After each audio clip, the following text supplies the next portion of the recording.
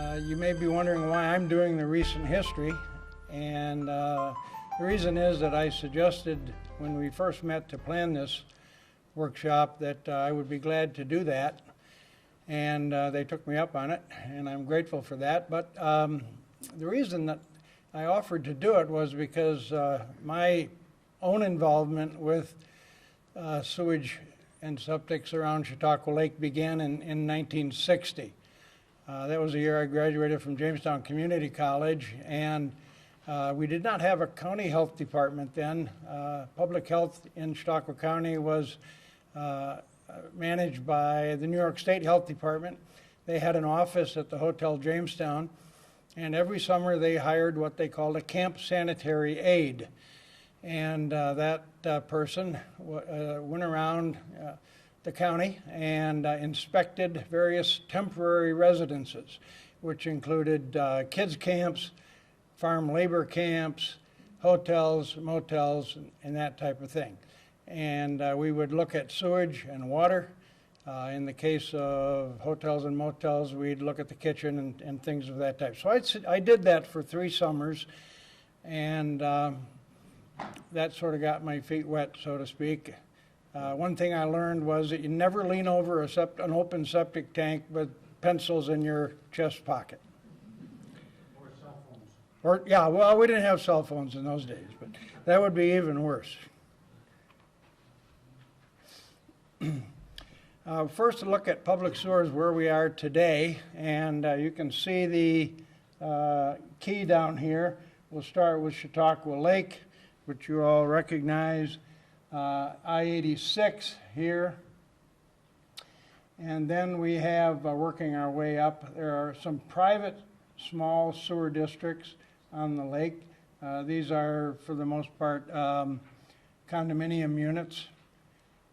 And then the Chautauqua Utility District here, Chautauqua Institution. The North Chautauqua Lake Sewer District here at the Mayville end. And you'll notice there's also a little section here just south of Chautauqua Institution that is actually managed by the North Chautauqua Lake Sewer District, but the wastewater there is treated at the institution, which has their own district. And then finally, the Center Chautauqua Lake Sewer District and the South Chautauqua Lake Sewer District, and those are combined into the South and Center districts because they have a common wastewater treatment plant at Celeron. A little bit of basic information about the lake districts. The North Chautauqua Lake Sewer District, the wastewater treatment plant was completed in 1979 and underwent an upgrade in 2010. Has about 1,300 users, 11 pump stations.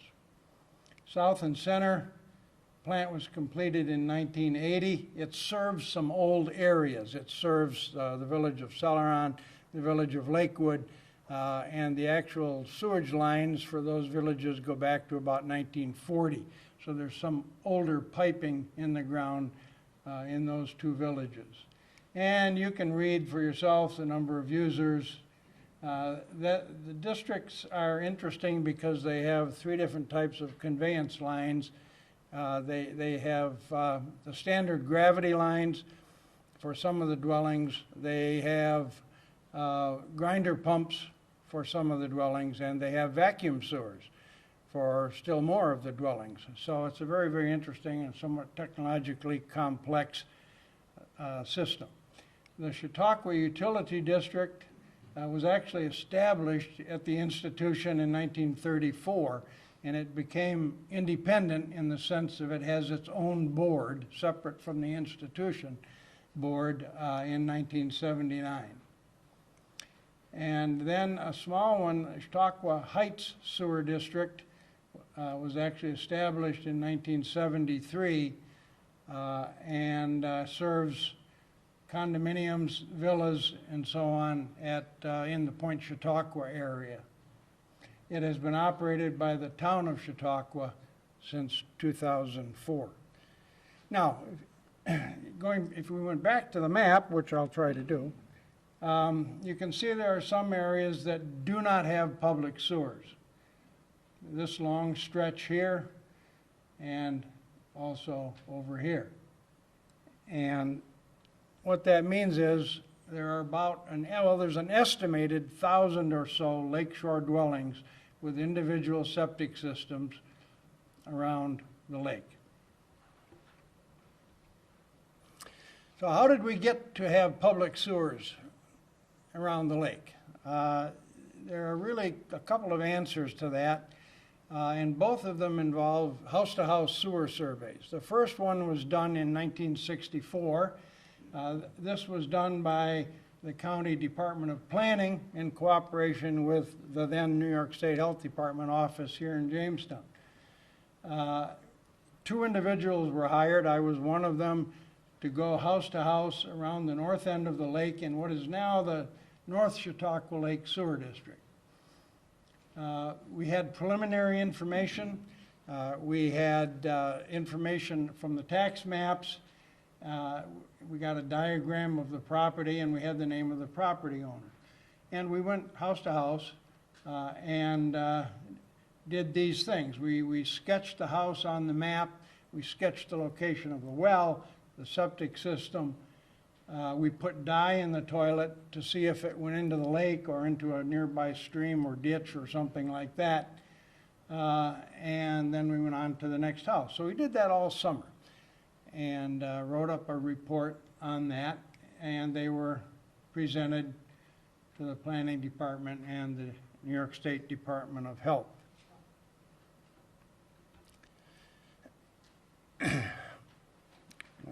Now, some things have changed on the shoreline since 1964.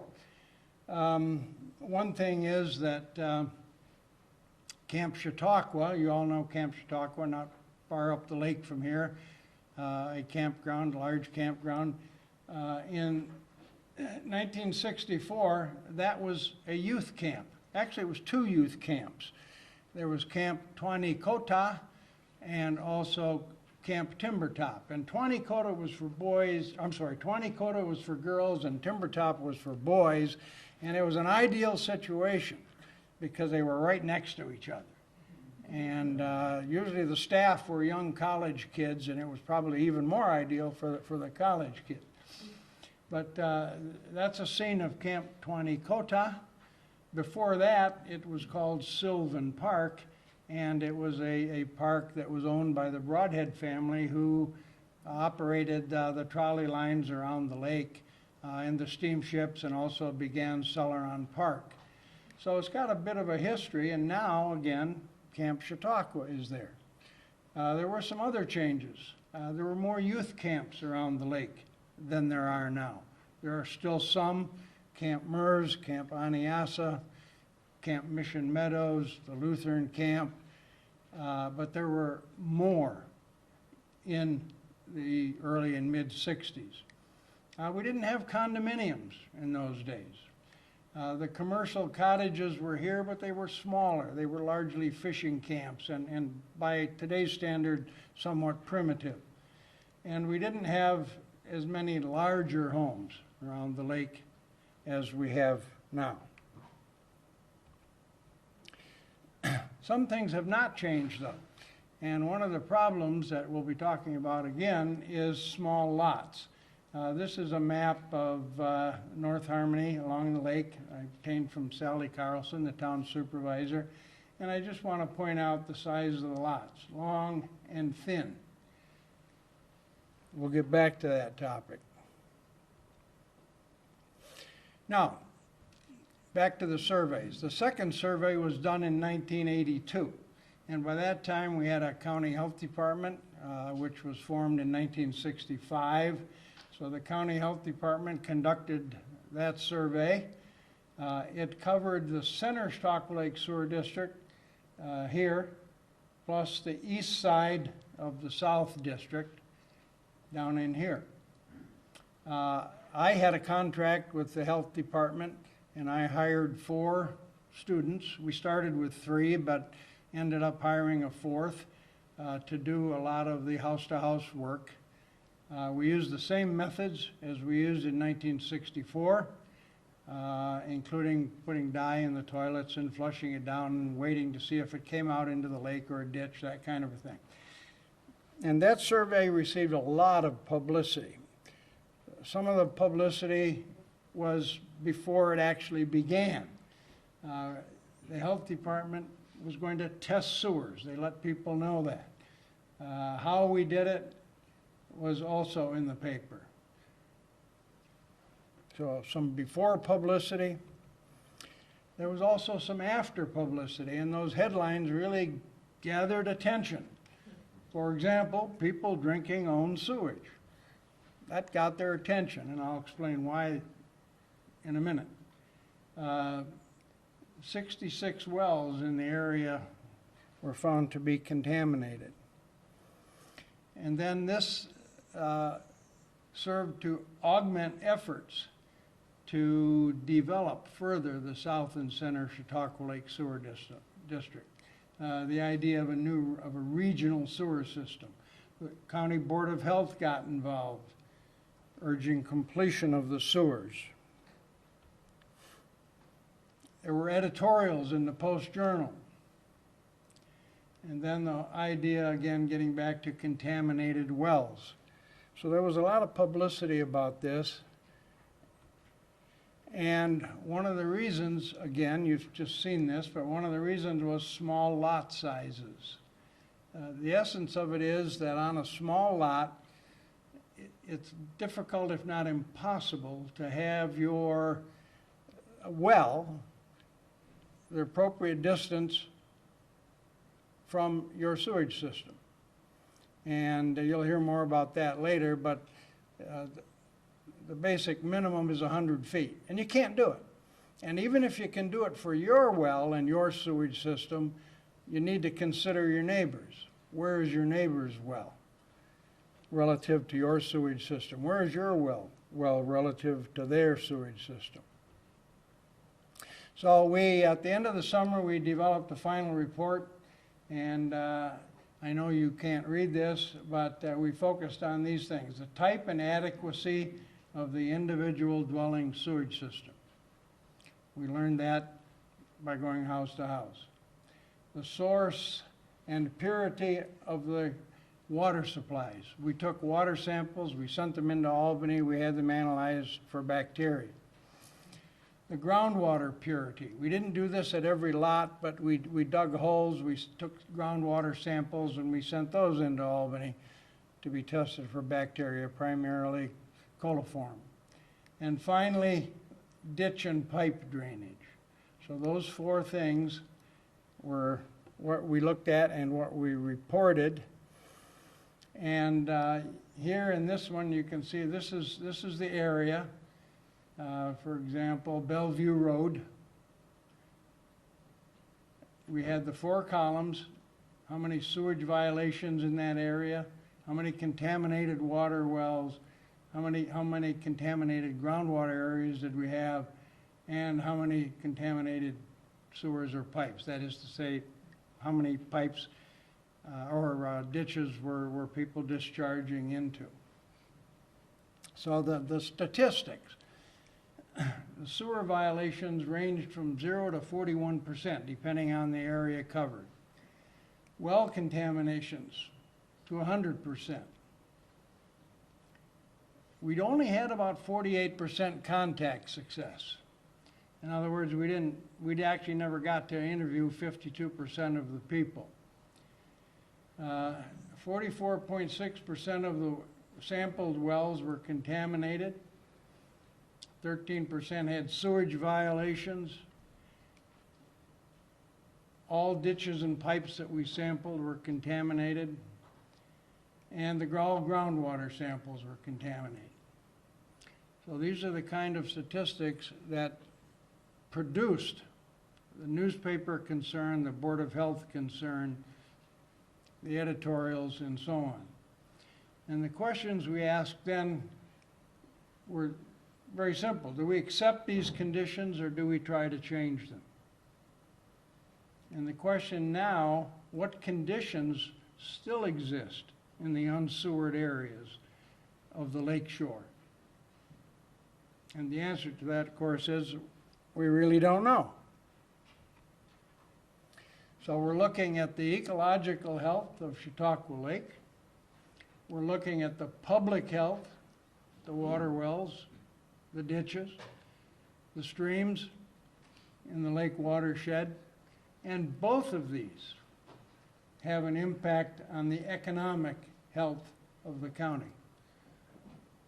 So it's a very, very important question.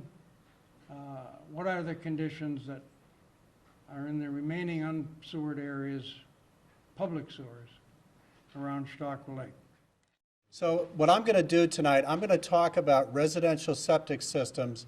We've got a lot of material to cover. I'll try to take some questions along the way if we can, if you have them. I'm also going to talk about what are called advanced or enhanced treatment units, which are proven technologies that are used in small lots, difficult sites, along the lake. Obviously something that your county health department is starting to take a look at for future consideration. So I'm going to give a brief history of residential septic system types, and I'm laughing because some of the things, Tom, that you pointed out in your surveys and history, and thanks for doing that. I'm going to show that that's really the way things used to be done. I'll talk about residential septic system components, talk a little bit about the treatment process. I'll talk about enhanced treatment units, which are known as ETUs, advanced treatment units, or alternative treatment units, ATUs, sometimes known also as aerobic treatment units, ATUs. So it's kind of all the same terminology. I'll talk about early warning signs if you're going to have septic system problems, how to maintain your septic system, talk about how residential septic systems are typically inspected. It's different, in different counties, different municipalities, and then try to have a little bit of time for questions and answers. Let's see. Okay, evolution of conventional septic systems. As Tom just pointed out in his survey, out of sight, out of mind was always a great idea with septic systems in the old days. You could have your waste going out of the house into a barrel, into a 55-gallon drum, into a metal tank, that no doubt would start rusting within 2 or 3 years. As I also saw in some of his survey information, straight pipe to the lake, stream, or ditch, which, interestingly, I noted in your data, Tom, every one of those failed, which certainly would make very good sense, because that's just basically sending raw, untreated sewage into the environment. Cesspools, which I'll talk about in a slide here in a minute. Everybody's heard, I assume, about dry well or seepage pit. There's a difference between a cesspool and a dry well or a seepage pit. With a cesspool, everything that comes out of the waste pipe out of your house goes right into a cesspool, which I'll show you a picture of in a minute. All the solids, all the liquids, everything. There's no separation. With a seepage pit, the slight advantage is at least there's a septic tank in front of that seepage pit to collect some of the solids.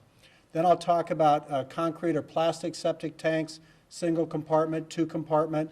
Then I'll talk about septic tanks with effluent filters, easy access and safety risers, and then dispersal fields. And when I talk about dispersal field, everybody's got a different term. Leach field, drain field, dispersal field. They're all the same thing. It's the part of your lawn or your property where that effluent eventually goes out through a pipe and stone system or gravelless chambers, although I don't think you guys, do you guys do gravelless chambers here yet, Paul? Not yet, okay. Sorry? Very little. Very little, okay, all right. And then, I'll mention New York State Department of Health starts the regulatory process for septic systems. Their 75A regulations are what cover residential new construction for septic systems. And then I'll talk about enhanced treatment units, which is what this has really evolved into. Okay.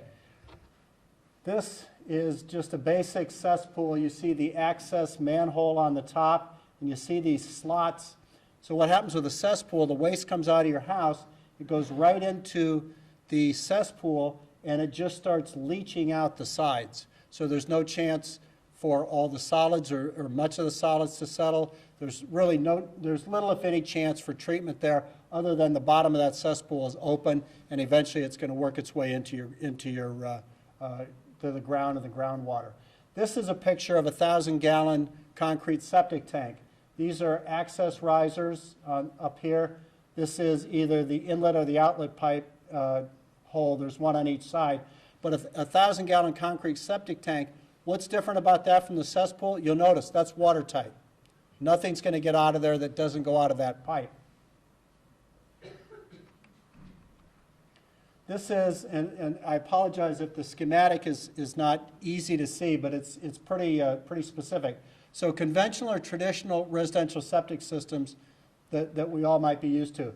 House, outlet, wastewater pipe outlet, septic tank. These are the solids settling on the bottom of that septic tank, and then there's a pipe from the outlet of the septic tank going to the seepage pit, which looks an awful lot like that cesspool before, and then it goes into the ground. The advantage, again, to this over just a plain cesspool is at least we're collecting the solids here in the septic tank before they go into the ground. Up here, you have another traditional schematic. So you got the wastewater outlet pipe to a concrete septic tank. This is a distribution box, which I'll show you a picture of one of those in a minute. And this distribution box spreads out this septic tank effluent, which is primarily liquid, into all your different drain fields. This area here is typically a requirement for what's called an expansion field. So if your drain field number 1 fails, a lot of times you're required to have an expansion or replacement field that's readily available, readily identified so that you can move over to that. Inside a septic tank, which is really what this is. So the house is over here. This is a 4-inch wastewater pipe coming from the house, comes through a baffle or a sanitary tee. It goes out over here to the distribution box and to eventually to the drain field. In the middle is what's interesting. This is a riser. So a lot of times you'll see these mounded green plastic tops. That's typically a riser for a septic tank where they're screwed on tight. Shouldn't be an issue with safety because you got to really sit down with a screwdriver and open those things up. But it provides easy access into the tank for the pumper and for some other things that you'll hear me talk about. What happens in a septic tank, all the sewage is coming in, the waste is coming in. The heavy stuff floats to the bottom as sludge. The liquid in the middle is the septic tank effluent that's eventually going to work its way out to the drain field. The scum up here is what are called floatables and fats, oils, and greases. So what ends up here is anything that's heavier than the effluent. It's not heavy enough to sink to the bottom. Things that can end up here, as I mentioned, fats, oils, greases. Other things that you shouldn't be putting in your septic tank will end up here too.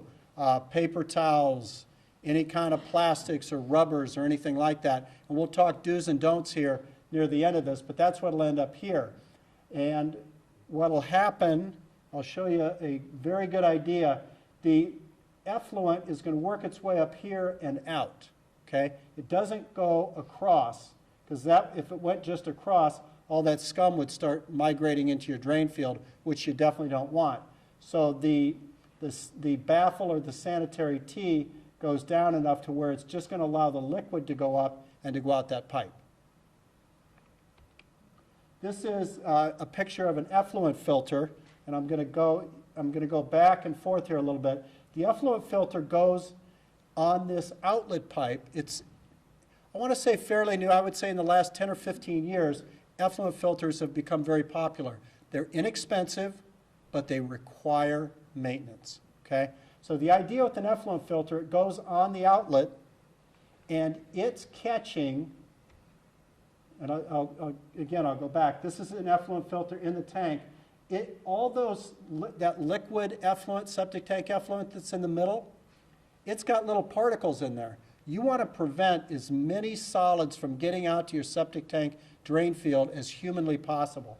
And one of the best ways to do it is with an effluent filter. Okay?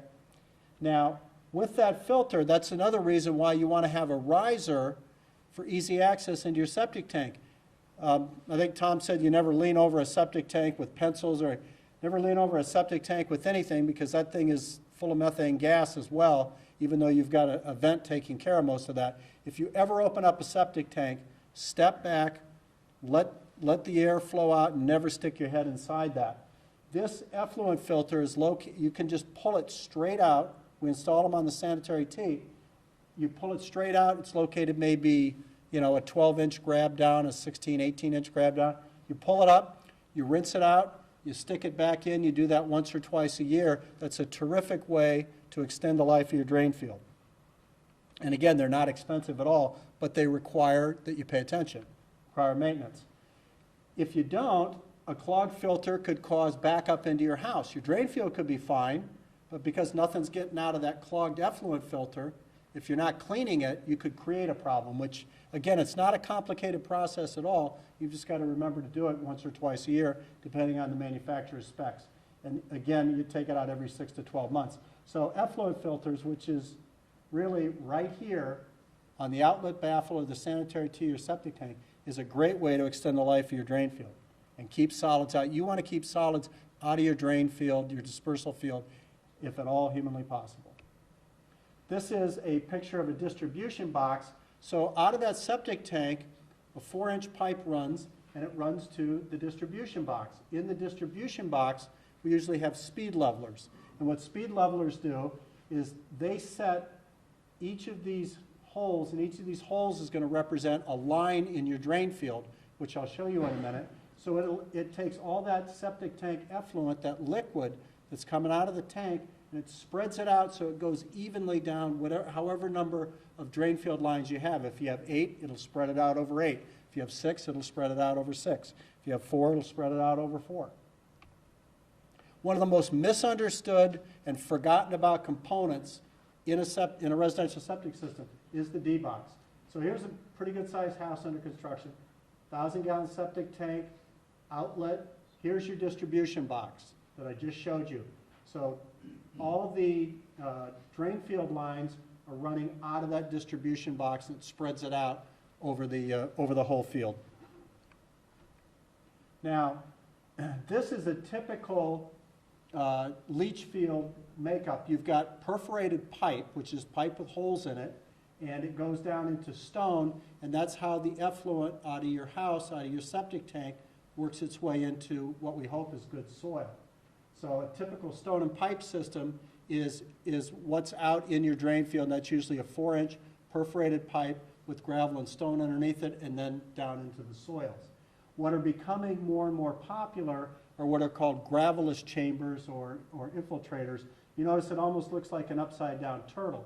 So they take the place of the pipe and stone, and you just line them up in rows. They have a lot more capacity. They allow for a more even distribution of that effluent across your whole drain field, and they're fairly inexpensive. Okay, one of the things that we always want to remember is eventually we got groundwater. You don't want to have a situation where, okay, this is just to show, you know, the well is always a long ways, preferably away from the house. Setback is usually, I think it's 100 feet from the drain field, or the distribution box is probably right. So well here, house here. Here's your wastewater pipe coming out of the house to a septic tank, to a distribution box, to the drain field, which is all those lateral lines. What happens, good soil does a great job of treating wastewater. You want to keep as many solids out of it as possible because you don't want to clog that soil up. But the soil will absorb the wastewater. It'll go through a purification process. Eventually, it'll get down to the groundwater, and then it'll move away. What you don't want is you don't want everything sitting here. Okay, now I'm just going to talk a little more technical about primary and secondary wastewater. Typical residential raw sewage comes out to be about 300 parts per million of something called biological oxygen demand. BOD is just a way people in the wastewater industry look at the amount of waste, the waste strength that's in effluent. And I'll talk more about that later, but it's a common way we measure things. In the septic tank, we always say septic tanks provide primary treatment. What that means is they capture, and most of the solids settle down into the bottom of that septic tank. Again, the key to a healthy septic system, keep the solids out of your drain field. So a septic tank provides primary treatment, and it reduces that raw sewage, it cleans that raw sewage to about a 50% level, down to 150 parts per million from 300. Secondary treatment is something that people used to think could only be done in a central treatment plant or a central sewer plant. Central treatment cleans it to about a 90% level, okay? Secondary treatment must get to at least 90%. Enhanced treatment units and alternative treatment units provide secondary treatment levels for residential wastewater, ETUs and ATUs. They can do that, okay? New York State Department of Health, their 75A regulations, allows for enhanced treatment units, alternative treatment units, secondary units with a number of conditions. Number one, the state can say something, but if the county doesn't want to have it, that's fine, that's up to the county. And if the municipality wants to make it even tougher, that's okay too, the municipality can do that. So just because the state says something, that doesn't necessarily mean that's what's going to be the best thing for your area. So state provides a level of regulation, county can be stricter, it can't be less strict, it can be stricter, municipal can be stricter, can't be less strict, okay? So New York State 75A is for new construction, and they allow enhanced treatment units, alternative treatment units, but with a number of conditions. Number one, must be a PE or professional engineer stamped design plan, okay? Number two, there must be what's called a responsible management entity somewhere within that municipality or that area, okay? There must be a signed maintenance agreement with the manufacturer for that enhanced treatment unit or alternative treatment unit, and that maintenance agreement must be followed. Enhanced treatment units typically require an inspection or maintenance twice a year. NSF 40 certification is also required. Think of Underwriter's Laboratory, as a way that we were always told growing up, this product's safe, it's got an Underwriter's Laboratory stamp of approval. National Sanitation Foundation, NSF, is the Underwriter Laboratory's stamp of approval for all things water and wastewater. NSF 40, which is a general class certification for enhanced treatment units, secondary treatment units, is required in New York State. So I'm going to show you some pictures of some of these coming up. Anything I show you is an NSF 40 system. As part of an engineering firm, we wouldn't look at anything that's not NSF 40 certified. NSF 245 certification is for enhanced treatment units that are nitrogen reducing, that have a nitrogen reducing certification that is 50% reduction or greater. So one of the systems I'll show you has that as well. Tertiary systems are available for both nitrogen and phosphorus reduction. By tertiary, what we mean is this. We always look at it as a treatment train in wastewater. You have a septic tank providing your primary treatment. If you have an enhanced treatment unit, that's providing secondary treatment. Remember, the primary tank can take it to about 50%. The secondary can take it to about 90%. Tertiary, in many instances, can take you up into anywhere from 95 to 99%, depending on what we're looking at. For nitrogen and phosphorus, nitrogen is most typically a very big problem wherever there is salt water. Phosphorus is a big problem wherever there's fresh water. Obviously, for you guys here, you're a lot more worried about phosphorus reduction. And as I was explaining to some of the gentlemen who are going to talk in a little while from the county, there are a number of exciting new things happening in the tertiary treatment arena for phosphorus reduction for residential. Okay, the pictures I'm going to show you, and with the exception maybe of one, are of Skaneateles Lake. Skaneateles Lake is an unfiltered water supply for the city of Syracuse. In 2001, the U.S. EPA and the city of Syracuse funded a study at Skaneateles Lake, and it was the first time these enhanced treatment unit technologies were studied, looked at, installed, tested, and monitored in New York State. Okay?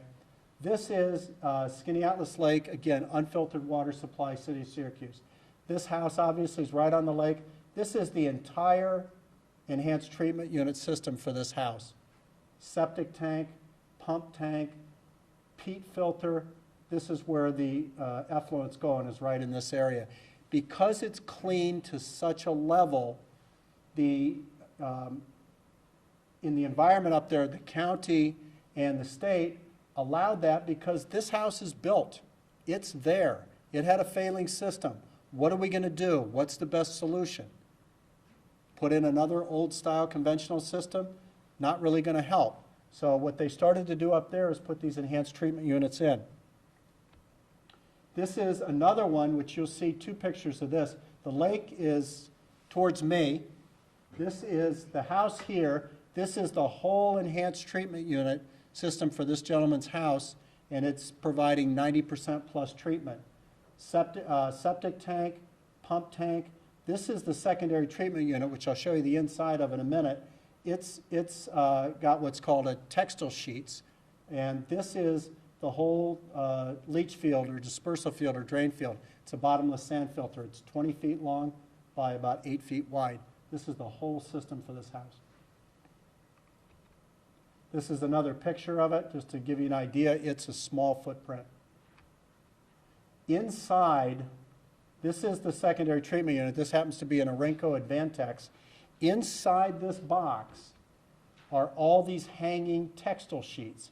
What you want with wastewater is you want to give the bacteria a place to reside while the healthy bacteria is eating up the bad bacteria. You have both in a septic tank effluent. So you want media, these are textile filter medias, you want media that provide a large amount of surface space for these bacteria to latch onto. This is a very interesting system. This whole system would fit on the back of a pickup truck. I have a couple of brochures up there that show that. This is an NSF 40 certified system that is everything in one. It does not require, for its NSF certification, the septic tank in front of it. This part here is the septic tank. This is the secondary treatment unit part. This is the recirculation and water storage part. This unit is about 7 feet high by 5.5 feet by 3.5 feet wide. These are, remember the textile sheets I just showed you? There's a lot of different technologies in the enhanced treatment units, the advanced treatment units, to treat wastewater. Those textile sheets were great. They had a lot of surface area for the bacteria to reside on while it's getting eaten up. This is the treatment media here. These are plastic balls. And if you can see, they're about the size, they fit in the palm of my hand. The bacteria all attaches to that. There's even smaller versions of these balls in here. So what happens here is the wastewater comes in with or without a septic tank in here. Any solids settle here. The secondary treatment happens here. 30% of it recirculates back, goes through the whole process again, which gets you to an even higher treatment level performance. And this is, can you see how clean that effluent looks? That's out of a septic tank. That's when you talk about 90% plus treated effluent, septic tank effluent, that's what it looks like. It looks nearly clean. All of that in just this one unit. That's a Clearest Fusion. This system was actually invented in Japan. Zoller Pump Company, which is a pretty common pump company, some of you folks may have heard of them. Zoller Pump Company bought the rights to this unit. There's 9 million of these installed in Japan, all with surface discharge. And it's a lot harder to get approval for surface discharge than it is subsurface. 9 million of these providing wastewater treatment in Japan. This is a Septitech system. Septitech is an NSF 245 certified system, which means it reduces nitrogen by at least 50%. So what happens here is a few interesting things. And actually, I'll show you one other thing. Going back to this unit, this requires a blower to put air in. A compressor brings air into it because you need air to eat up that bacteria. The reason I say that, that's what you've got here too. You've got a compressor putting air into this system. So in a Septitech system, everything's different. There's all kinds of different treatment media and technologies you can use to treat wastewater. Wait till you see, remember we had textile sheets, then we had those plastic balls. Wait till you see what this thing uses. This is the septic tank, wastewater coming from the house. This is a control panel because this has a pump. And with a pump, you need a control panel so that if, God forbid, if the pump starts, you got an alarm that can go off, and you can deal with the electrical, or your operations and maintenance folks can. Septic tank goes into the treatment unit, and it has a very good recirculation process. This is the media in here that the bacteria clings to and gets treated. And this is just a dime, 10 cents. These are polystyrene beads. These are pillows or bags full of these polystyrene beads. That's what's in here, where that bacteria clings to those, while the healthy bacteria just continues to eat it up and eat it up and clean it up. Polystyrene beads, textile sheets, plastic media. What have we got left? I'll show you one more. Peat moss. This is what's called a very fibrous peat that comes from Ireland. First time I heard that, I said, boy, that's not very environmentally friendly. But here's the good news. In Ireland, they cut that peat up and throw it in the fireplace. Here, at least, we're using it to clean water. This peat comes in these tubs. Each tub can treat 150 gallons of wastewater. Figure 1 tub per bedroom in a house, 3-bedroom house, 3 tubs. What happens is the septic tank captures the solids, the effluent comes into the top of this manifold and gets sprayed over. You see these lines here? Those are pipes right underneath it that look like this. That effluent gets sprayed in there. It works its way over a 48-hour period down to the bottom of that tub through this peat, and it is so clean by it gets to the bottom of that. It's absolutely amazing. There's two ways to disperse it from those tubs. This is, again, here's Skinny Atlas Lake over here. There's no frontage property to put a septic system for this house, so they put these 3 PureFlow Irish peat modules here. The one thing I don't like about them is 8 inches of that module has to stay above ground because they've got air weep holes here on the side, so 8 inches above the ground. But that's the bad news. The good news, very easy to get to, very easy to take care of, but you can do some landscaping around it. But those 3 modules treat this 3-bedroom house, and they disperse it into this very undersized drain field, because that's all the drain field the gentleman had. Okay, now I'm going to talk about early warning signs for septic system problems. You know, you're going to laugh because you sure don't need me to tell you an awful lot of these. If you got gurgling sounds from the toilet, you may have a problem. If you got slow draining sinks, tubs, or showers, you may have a problem. Of course, if you got wastewater backing up into the household, drain, or basement, you know you have a problem, and that's not what you want to have. If you smell a strong foul odor around your septic tank, your distribution box, your dispersal field, you may have a problem. If you have surface ponding around them, and what that really means is you're starting to see water above ground, or you're feeling really soggy ground. If you have that around your septic tank, your distribution box, or your drain field, you probably have a problem. If you see those long green, dark green, lush strips going down your drain field, you can see them. You know, there's 5 of them if you got 5 leach field lines. You might think, hey, everything's working great. It's not working great. What's happening is that effluent, the liquid, is not going anywhere. Remember that schematic I showed you where it should work its way gradually into the groundwater as it's cleaned? Well, if you see those long, lush green lines, especially in the summertime when it gets drier, that means that effluent's not going anywhere. And it's making your drain field look nice, but it's not going anywhere. Last thing, which obviously is important to you guys here, aquatic vegetation growth in a waterfront property. If you see a lot of algae right out, you know, you walk into the lake from your house and you see a lot of algae there, chances are there's a septic system or something polluting that particular area. Those are early warning signs. This is just an example. You know, we talk about ponding or sewage breakout. This is the kind of stuff that you'll start to see right here. EPA came up with a website, a new website called Septic Smart. If you just Google EPA and Septic Smart, it'll take you right to it. Here's what they say about what you should do to take care of your septic tank. There's 4 major factors that influence how frequently you should pump your septic tank. How big is your household? What kind of wastewater volume are you generating? Are there a lot of solids in that wastewater? And again, solids in wastewater is something that always leads to problems if you have excess solids. And what's your septic tank size? New York State regulation, 3-bedroom house, 1,000-gallon septic tank. 4-bedroom house, 1,250-gallon septic tank. 5-bedroom house, 1,500 gallons. Just keep adding 250 gallons per bedroom. So you want to have the right size septic tank. When you call a septic service provider, pumper, a more common name, when they come to pump out, they should at least do a visual look at your septic tank, right?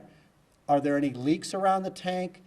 Before they start to pump, when they stick that hose down there, what does the scum and the sludge layer look like? And here's some rules of thumb from the EPA. If the bottom of the scum layer, and remember the scum layer is it's lighter than the effluent, the liquid, so it floats up. Sludge goes to the bottom, scum layer goes up. Fats, oils, greases, floatables, things that shouldn't really be, the floatables tend to be things that you shouldn't put in the septic tank. But if the scum layer is within 6 inches of the bottom of the tank outlet, and those are those two baffles or sanitary tees in and out, if it's within 6 inches of the bottom of that, you should pump your tank right away. Or if the top of the sludge layer is within 12 inches of the tank outlet, so in other words, your sludge is building up from the bottom, your tank needs to be pumped. That's per EPA Septic Smart. Preventive maintenance for your septic, and I'm glad you have a handout because I know it's kind of hard to read, but a brief visual inspection of your septic system is always a good idea. You're looking for any signs of leaking, strong odors, surface ponding around the tank, the D-box, the drain field. Here's something you should never do, and believe me, people do it. Never drive or park a car over any part of your septic system. Your septic tank, your distribution box, or your drain field. It'll compact the soil, it may damage the tank, it may crush the distribution box, it may damage or crush the pipes or the gravellous chambers in your dispersal field. Never do that. Don't put the following down your household drain. And it's a long list, I'm not going to read it all, but hair, coffee grounds, dental floss. I'll read the ones that always amaze me that people do. You see people pouring, they paint the house or paint a room and then they pour their paint down the drain. Never do that. I mean, a septic system is not designed to handle that. It's not really designed to handle any of the stuff on this list. Paper towels, fats, oils, greases, those are the things that will end up in that floatables. Cigarette butts will end up in that floatable scum section. Don't strain your drain. If you got a household leak and you know it, fix it. Dishwasher and clothes washer, only run them on full loads. Don't run them, when you got just a little bit of laundry or dishes. Spread washing clothes out over a whole week. I know some people, they get home on a Saturday, they do 5, 6, 7 loads of laundry. That's not good for your septic system. You want to spread out your laundry across the week. Do 2 or 3 in a day. Check and clean your effluent filter. Remember that if you're going to put one on, you got to make sure that you're checking that every 6 to 12 months. Make sure your risers are secured. Here's the other thing. Keep a record of your septic system. There's, terms like as-built or schematic. A lot of people, they buy a house, they don't know where their septic system is because the person selling the house doesn't know where it is, which is not a good sign because that means, do you think they had it pumped? If they don't know where it is? I don't think so. And a septic system should be pumped every 3 to 5 years. But when you're going through maintenance, you want to make sure that you have a schematic, you know where your components are. Inspect for surface infiltration. Roof drains should not go to a septic area, whether it's your tank, your D-box, or your drain field. Look for any infiltration flows from swales. You don't want to see any surface or groundwater going towards your septic leach field or drain field. Sump pump discharges should not be into your septic system. Watch out when you have stormwater runoff from major weather or flooding events. Go take a look at your system visually to look like you escaped the damage. Remember that concrete septic tank, it's watertight. They're tested to be watertight when they go in. So you should be okay, but you take a look. Groundwater intrusion. Make sure there's no house footer drains with anything hidden going into your drain field. If you've got high ground, if you see, you're walking and you're not walking in water, but it doesn't feel spongy, but there's some, you got high groundwater, you may have something underground that's leaking. You want to pay attention to that.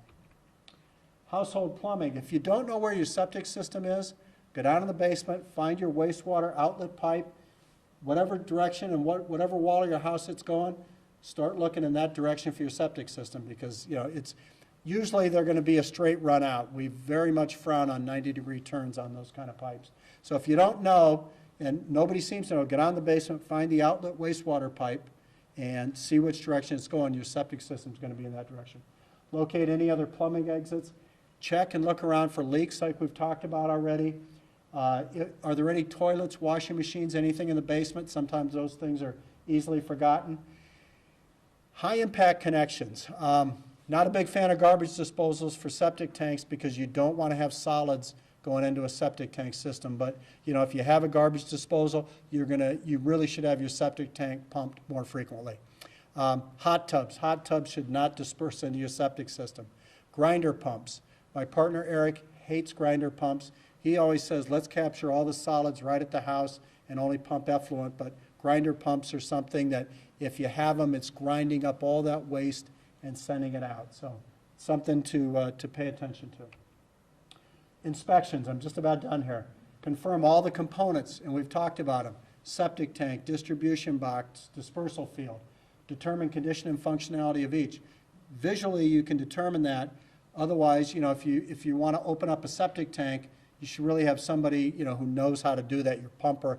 They'll look at the baffles, they'll look at the sanitary tees, they'll make sure there doesn't look like any crumbling of the tank itself if it's concrete. Check the effluent filter, take it out, rinse it, put it back in, make sure the risers are secure.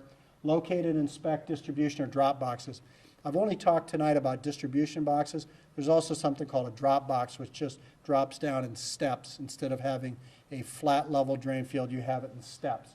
One of the most easily forgotten components of a septic system is a D-box. I can't tell you how many times I've seen failing septic systems because the distribution box got crushed or plugged up or the pipes came loose, and everybody said, well, it's got to be the tank or the drain field. D-box can be a problem too, and it can be a fairly easy fix. Locate and inspect your dispersal field. Make sure you know where it's at. Document the results of the inspection and make sure you have a schematic of your system. You know where your wastewater pipe's going out. Make sure you know where your septic tank is. You know where your D-box is. You know where your drain field is. You make note if you have an effluent filter on your septic tank. You put that on your calendar. If you have your risers.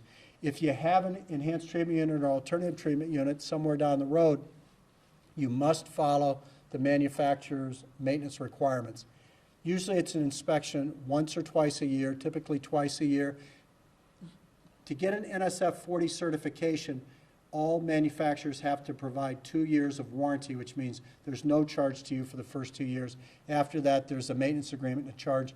Typical average for a residential is $250 to $300 a year for a maintenance contract that I've seen for enhanced treatment units, and I've seen plenty of them. This section of the program is good. We're going to describe what the Chautauqua County program is, or as far as sewage installation or private sewage, and additionally what we do on a property transfer. Mr. Boria made me this nice map here, and it's kind of similar to Mr. Erlinson's map, except it has the towns on it, and you can, as far as municipal sewerage, and you can see that the bulk of the North Harmony line and part of Chautauqua, and then up in Ellery, there's no public sewer. So those areas are regulated by the Chautauqua County Health Department.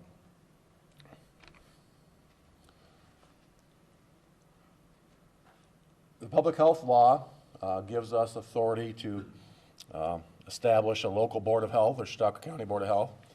Also gives us the authority to or the Board of Health the authority to implement the sanitary code of the Chautauqua County Health District. And it's had several amendments over the years. The first version of this was created in 1965 when the health department was created. And incidentally, I understand the impetus for the health department's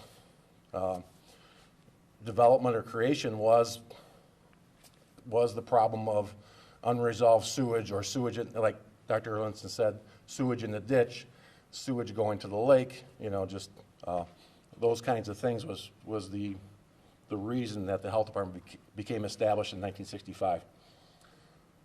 Here's kind of some things that, other things that environmental health does, particularly, most importantly, rabies. We investigate every mammal bite that gets reported to us in the county. We also look at water and sewage systems or septic systems on every property transfer. We also oversee or regulate drinking water in the county, public drinking water, swimming pools, bathing beaches. Bathing beaches in particular also kind of are related to the topic tonight because on Chautauqua Lake, obviously, there's several public bathing beaches, so they are impacted by the problems on the lake. Temporary residences, we alluded, Mr. Erlinson alluded to children's camps, and we have several around the lake, like he mentioned. Campgrounds, of course, you know that there's several of those as well, and mobile home parks. We also do investigate complaints that are called into the health department, so on and so forth. You can read the rest of that if you like. Particularly property transfers, we like to talk about briefly, and I'm guessing the process hasn't evolved much as far as at least evaluating the sewage system on property transfers. It's the law that, or it's a sanitary code regulation that we evaluate a septic system anytime, or in most cases, when there's a change of ownership of properties. And similar to what was described earlier, it's just a matter of putting dye in the toilet and running water and going out and evaluating the areas of potential disposal field. Now, a lot of these houses we have record of, or we have a plan in place of where the septic is, and so we know where to look. Other areas there's no record of a septic system, so it's kind of a little bit of detective work involved. So we kind of, over the years of doing these, we get experienced and kind of know the prime areas where you would look, obviously downgrade, or, the ditch, or, the swale out back, or where have you. Private sewage, Mr. Schneider and Mr. Mentley will get into great detail on this, but again, the sanitary code of the Chautauqua Health District requires that people putting in septic system for individual residences get a permit through the health department. And again, we talked about nuisances a couple seconds ago, but that's how we record a lot of these violations. The neighbor will call in, they just, in the summertime, these sewage violations that are bubbling up in the ground, they get quite aromatic. If you're close proximity to your neighbor, at some point they may get mad and call in, and then we go out and dye test. And then if we do find a violation, the homeowner has 3 weeks to get a permit, and then another 3 weeks to correct the sewage violation.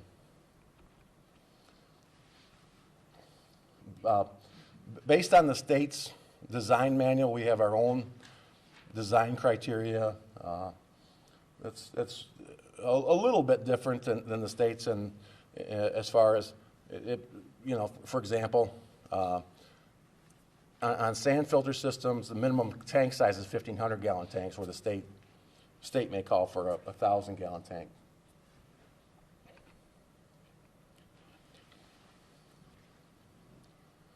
Our sanitarians that go out and do work in the private sewage program work under the direction of Mr. Paul Schneider, our professional engineer on staff. They conduct site assessments. They work with contractors on a design that's most suitable for the parcel or the soil conditions. Contractors submit an application, we issue the permit, and then when the permit is installed, then we go out and do what they call a final inspection on the property. Effective January 1st, 2009, the sanitary code was revised, required on new construction, parcel size be a minimum of 40,000 square feet. Why the increase? Well, we talked earlier about separation distances between water wells and septic systems for obvious reasons. You don't want to be drinking filter sewage. So, if you think back to that slide from Mr. Erlinson in Stowe, where you have these 50-foot by 100-foot lots, it's very difficult to get those separation distances. So on new construction, we have to go in that direction so we can get the required offsets from the water well to the sewage disposal system. And also it allows for, in the event the system fails, it allows you to have area to put in the replacement system. Variances. Now we've probably had about 3 variances since the law went into effect on these 40,000 square foot new construction parcel requirements. And when a variance is for cases where, say, somebody bought a lot before the code changed, and it was, at that time it was, it was acceptable, it was at least 20,000 square foot, but now it's not, doesn't meet the minimum. They could petition the Board of Health with an engineering drawing on how they're going to protect, the water, groundwater, water wells of themselves and their neighbors. And the Board of Health has approved, I think, 3 of these since the law changed.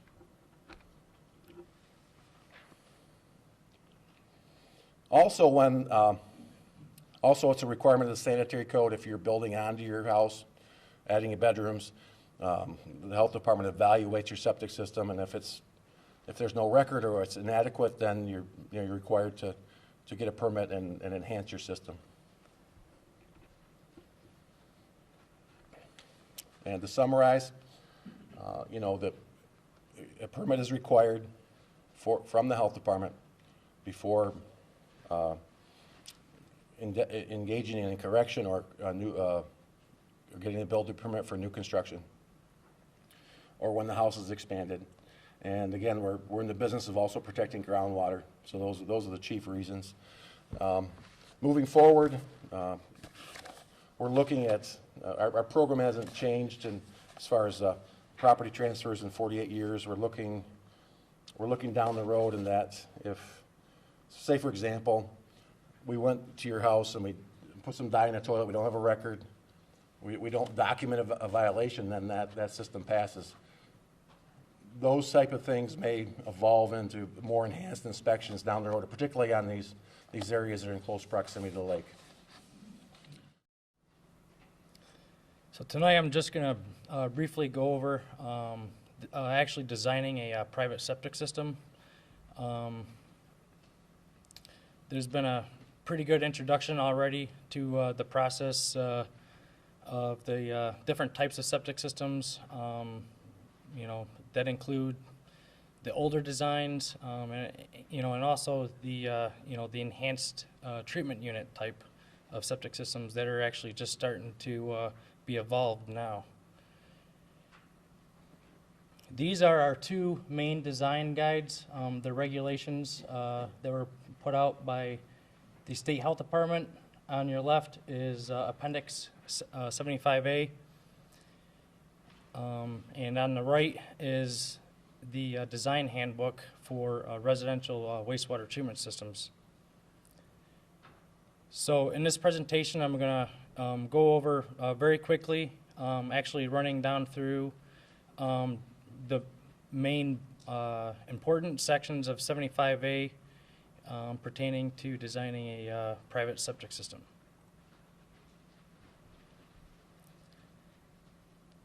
Sanitary sewage flows. Acceptable sanitary sewage flows have has already been discussed tonight. They would include flows coming from your sinks, toilets, and bathtubs. The plumbing from each must be connected to your main drain line in your house and flow to your septic system. Unacceptable sewage flows that you do not want to be discharged to your septic system would include roof gutters, footer drains, sump pumps, and also water softeners. Water softeners discharge salt, and salt is not a good thing to discharge to your septic system. If you have a water softener, 75A states that it should discharge to a separate subsurface discharge system that's at least 250 feet away from a well or a water course. If you cannot obtain a 250 feet separation distance, you can connect it to your septic system, but it's preferred to have its own separate discharge. This might be a little blurry here, but this is a table that we use for designing the amount of water that the septic system needs to be designed for. And it's broken down into the age of the plumbing fixtures in a house. It's just been revised in 2009, 2010. Most of the newer fixtures since 1994 are lower flow style fixtures, and they've got a lower design flow of 110 gallons per day per bedroom. But as you can see, as you get down into the older fixtures, some of their older toilets have like 3.5 gallons per flush versus 1.6 gallons per flush. And the design flow per bedroom increases from 110 to 150 gallons a day. As Mark has already stated, the minimum lot size is 40,000 square feet for on-site, or for a lot with an on-site septic and a well. And we allow a minimum of 15,000 square feet for a lot that has an on-site septic but can connect to a public water supply.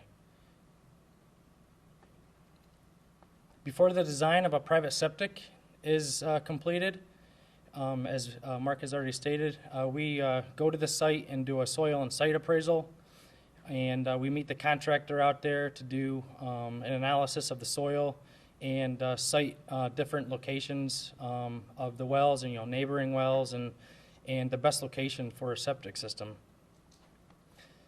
Some examples as to what we want to watch out for are, like, if a house is on the lake or near a stream, we want to site a location where the septic system is going to remain above the 10-year flood elevation. And sometimes you just look for high water marks. And you want to maintain the septic system on slopes of less than 15%. And one of the big things that we look for is we do a deep soil test. And Brian's going to go into that a little bit more detail, but you want to maintain the bottom of the septic system at least 4 feet above rock or unsuitable soil or seasonally high groundwater levels. And you always want to maintain a 50% reserve area for future expansion or replacement system.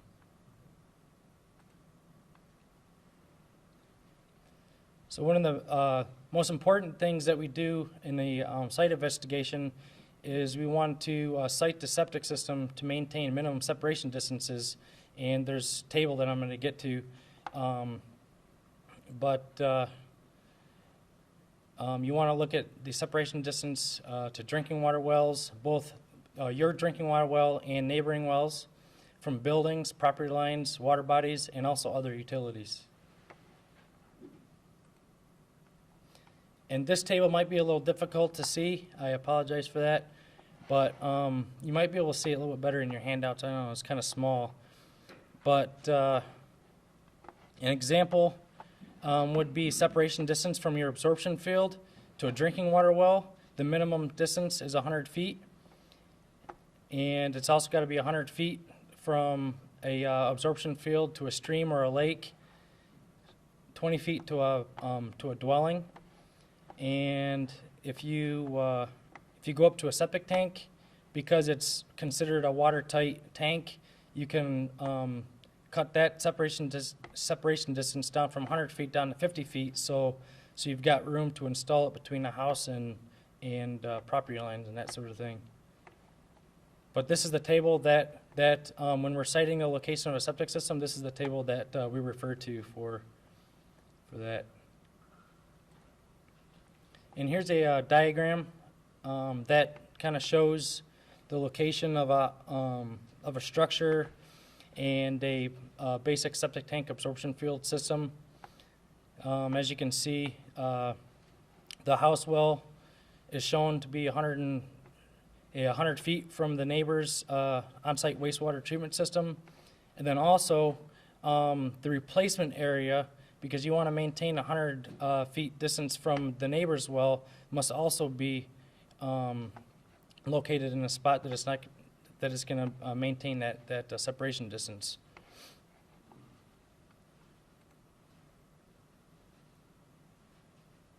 Obviously, the most important thing is the location of the septic system and its components is to minimize risks to public health and the environment.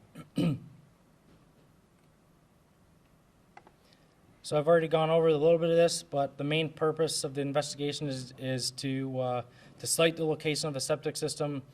But we also gather data for actually designing the system. So Brian's going to go into that a little bit more detail. But so we want to look at the level of the, elevation of the groundwater level and any impervious soil strata. We do a test called the percolation test, and what that does is determine the actual speed at which water would actually move through the soil structure. And the size of the septic system, the absorption field, for example, is actually based on the design flow that you're trying to design it around, plus the percolation rate that's tested for in the field.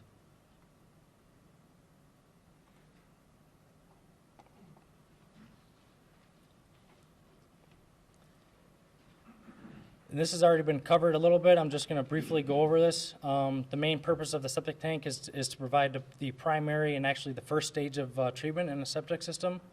Solids settle out, grease floats to the top, and as already been discussed, there's actually filters that we require on new systems that be put in the outlets, and that actually provides a little bit extra treatment too, so it filters out some of the smaller solids that might not settle or might not float to the top. And that is an extra safeguard from keeping the solids from floating out into your absorption system, which can cause problems further down the road with clogging the pipes and the holes in the soils. Different types of septic tanks would include concrete, fiberglass, and polyethylene. Probably the most common type of septic tank is the concrete tank, a precast concrete tank. This has already been discussed too. We require 1,500-gallon tanks for sand filters, but when you get into sizing absorption fields, you look at the number of bedrooms that you're designing it around, and the minimum septic tank is 1,000 gallons. And then here's a table to tell you what the minimum size is. And this is just a minimum size.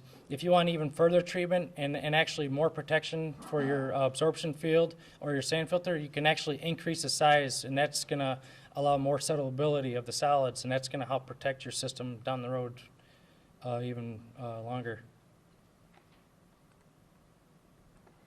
So from the septic tank, the clear liquid is actually called the septic tank effluent. That flows through a little sewer to different types of distribution devices.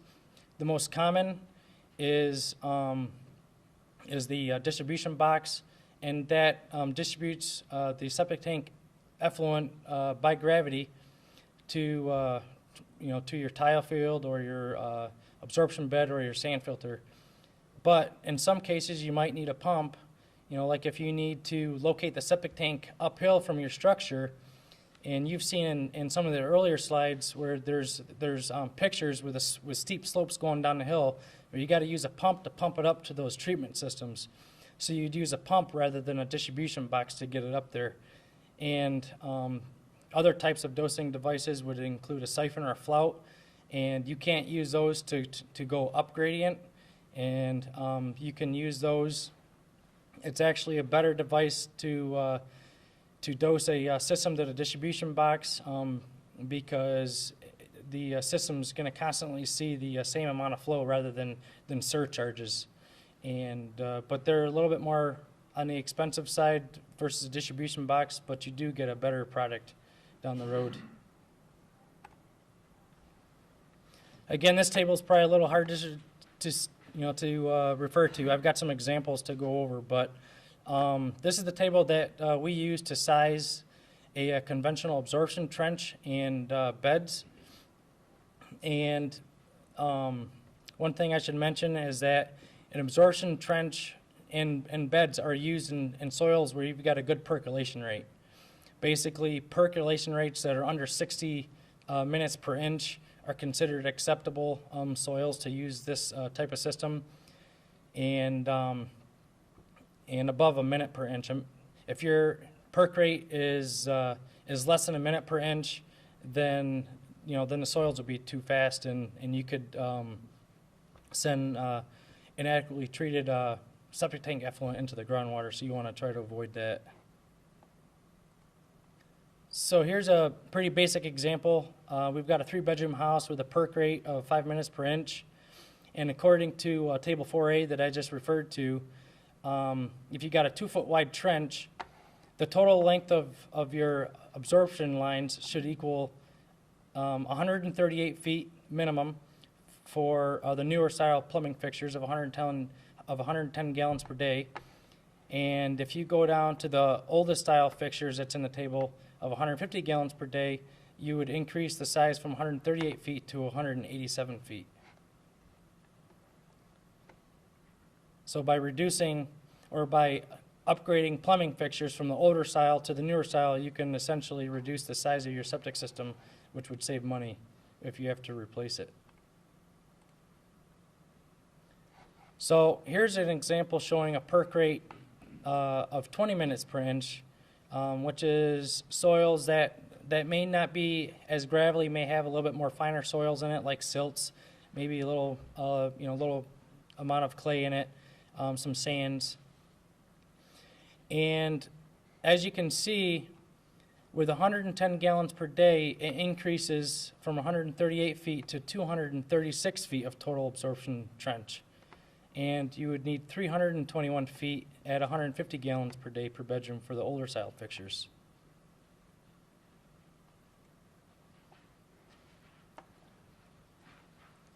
Absorption beds can be used in good perking soils like the trenches, but unfortunately, with the beds, you've got all of your piping on one level.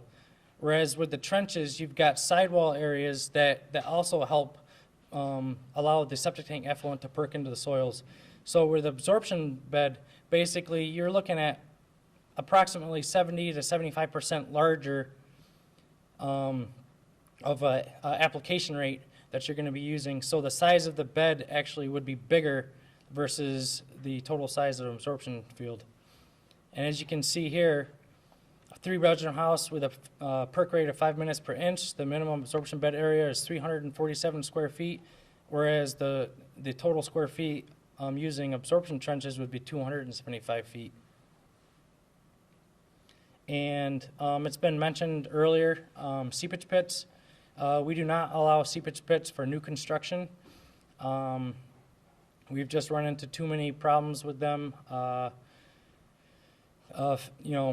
Early failures. Sometimes they get installed in the soils that they shouldn't be. A lot of times they're installed in areas where the groundwater level may be higher than they really should be.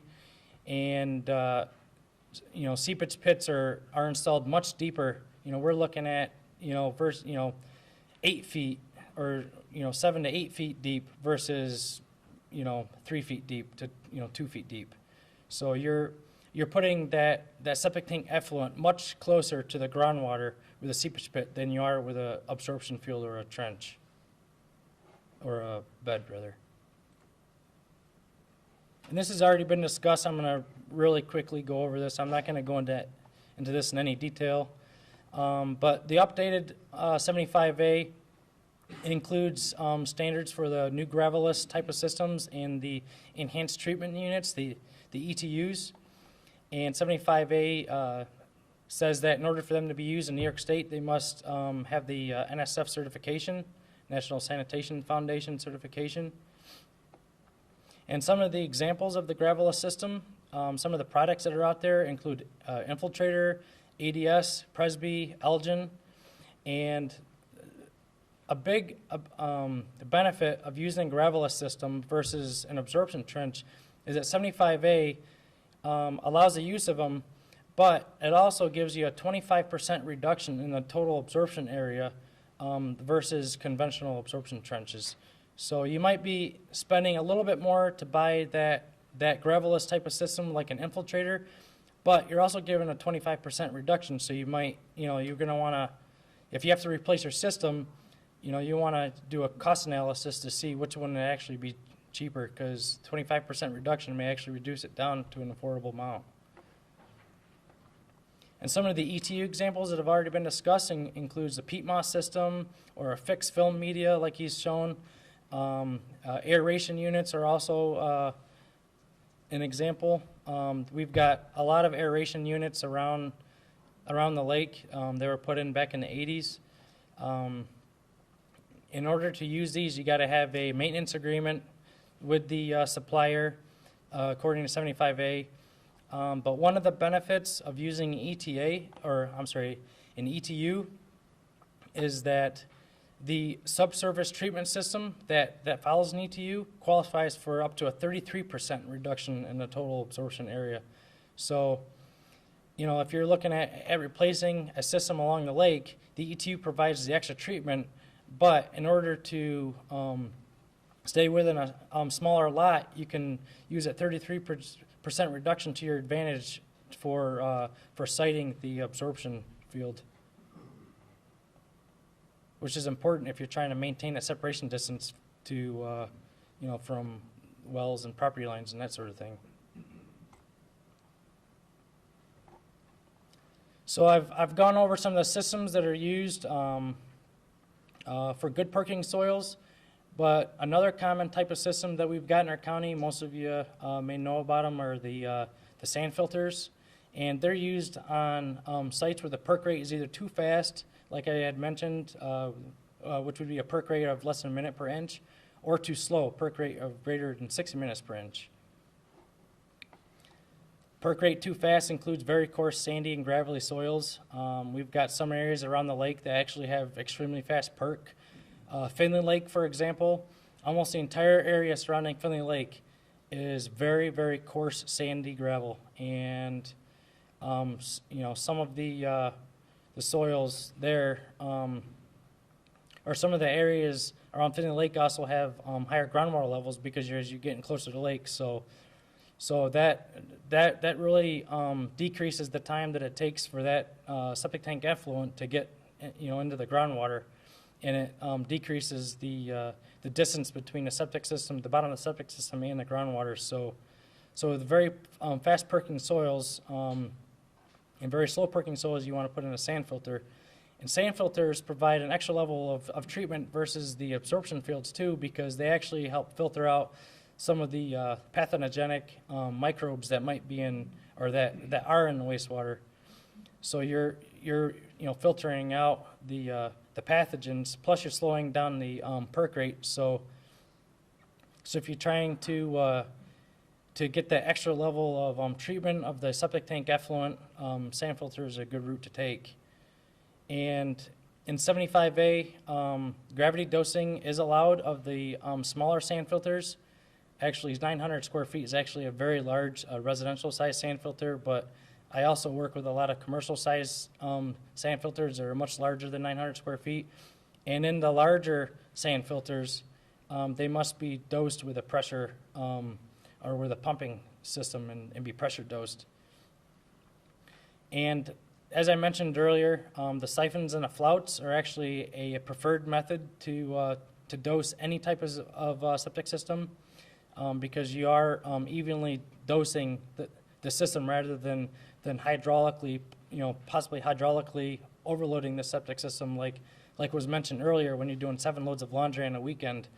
There's a little bit of a storage in the chamber that actually holds the siphon or flout, so you've got a little bit of time there to actually fill that chamber up so you can dose your absorption field or sand filter over time. Today I'm just going to present kind of how it hits the ground floor, I guess. I'm the guy out in the field trying to explain to you all those charts and offsets and distances and why you can't put it where your old one was. So we talk a lot about new construction versus correction. Site evaluation is a big part of my job to make sure that we deal with some of the problems prior to them becoming major problems. The different design options you've obviously been privy to here 2 or 3 times.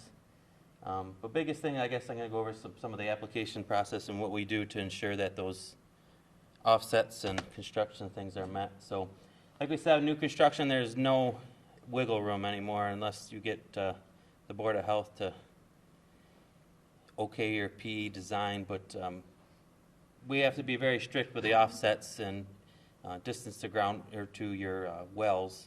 So that's what I go out on a site to make sure that you're going to locate your house in an area that we still have room to locate your septic system. It's happened before. But with corrections, the house is there. We do the best we can. There are well variance sheets so we can inform you that you haven't met New York State criteria for offset, but we still try to design the system to keep as far away from the water wells as we possibly can. So on a site evaluation, I meet typically either the landowner or landowner and contractor on the site. So irregardless if it's a new construction or correction, all this stuff still has to be looked at. So the number of bedrooms in the home, obviously Paul was talking about gallons per day per bedroom allowable. The number of bedrooms are important, and that does include multiple offices. I always get that. I got 2 bedrooms and 4 offices. Garbage disposals, as you've heard about, we usually add a bedroom size to that. Soil type, the percolation rate, depth of groundwater, that's a biggie. Again, offsets. We have to look for wetlands.